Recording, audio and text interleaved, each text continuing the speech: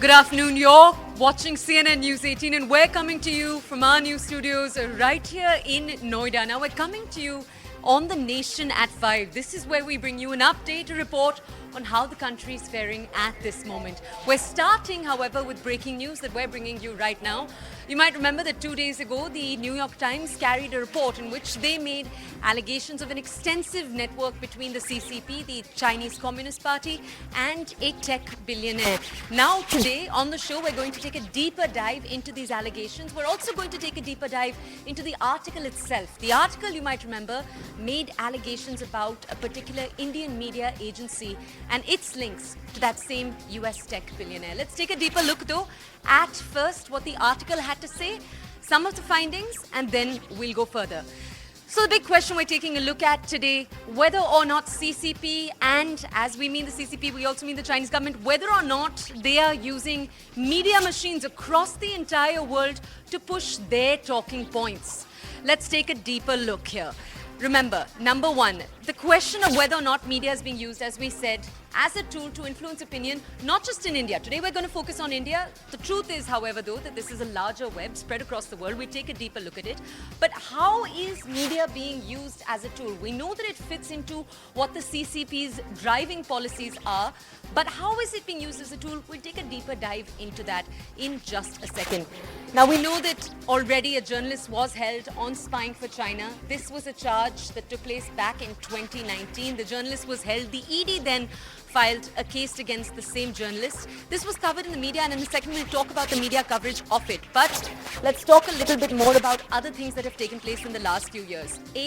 A newswire wrote favorably on China. This was right after the Galwan Valley incident. Let's take another look. The newswire wrote with a favorable script, but it got a backlash. And we'll talk a little bit more about what that backlash has looked like. Now, my colleague Abhishek is with us to bring us more context on this entire story. Abhishek, thank you for joining us. Abhishek, let's start by just telling our audiences about the allegations that are the freshest. What the New York Times had to say in the article it published 2 days ago when it came to a tech billionaire, the funding that he was giving, and how that funding connected to the Indian news media ecosystem. While we can continue to debate the issue as to who did what in terms of Indian context and Indian media houses, several of them who are now charged with getting fundings and content from the Chinese authorities. There is a larger question that the organization that is in question, led by Mr. Neville Roy Singham, has been behind several content providers, or you can say funding of several media houses in India, in Africa, and in some of the European countries as well.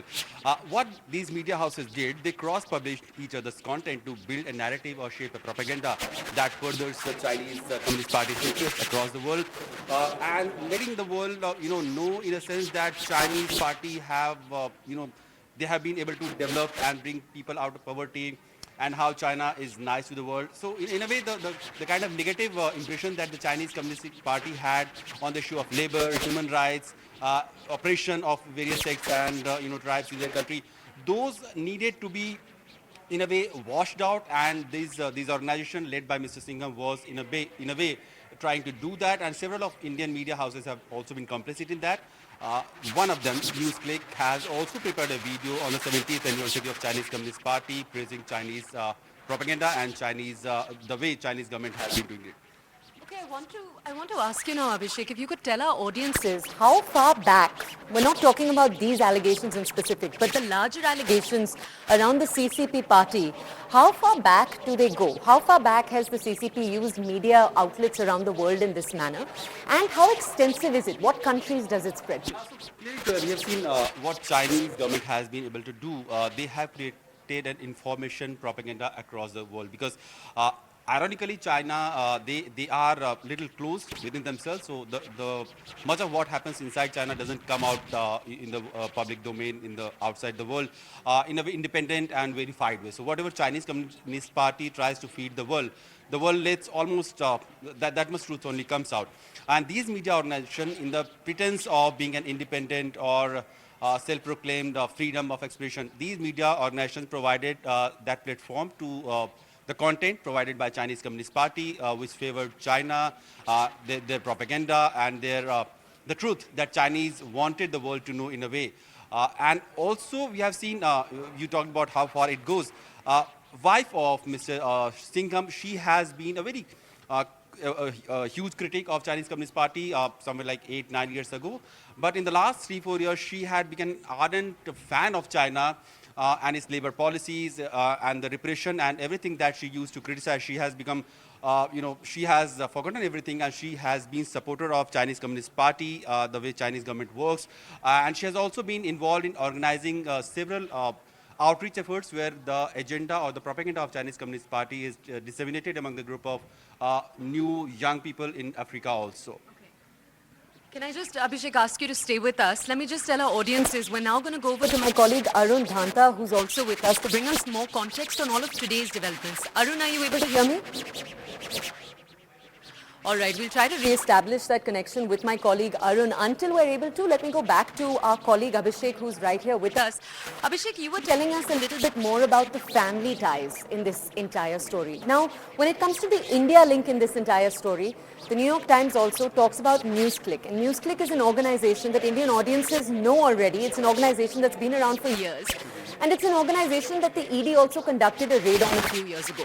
Tell us, Abhishek, about that incident, but also tell us, what did the New York Times have to say about Newsclick in their article as of today? Really, Newsclick was creating or disseminating Chinese or pro-Chinese propaganda in we said news content also on their website. And several of these websites were being funded by the organization that Mr.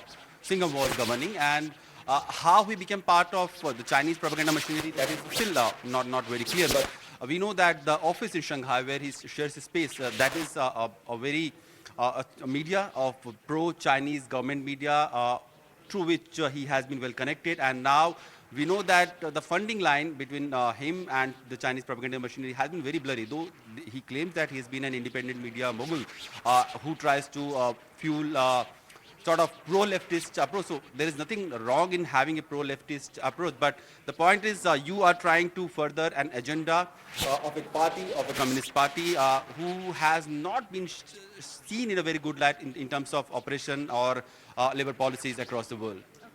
All right, Abhishek, thank you for that context. Let me just tell our audiences, we've just covered one chapter of this entire story. We're heading into a short break. On the other side, we're taking a look at the more recent developments and the India connection. We'll see you in just a few minutes.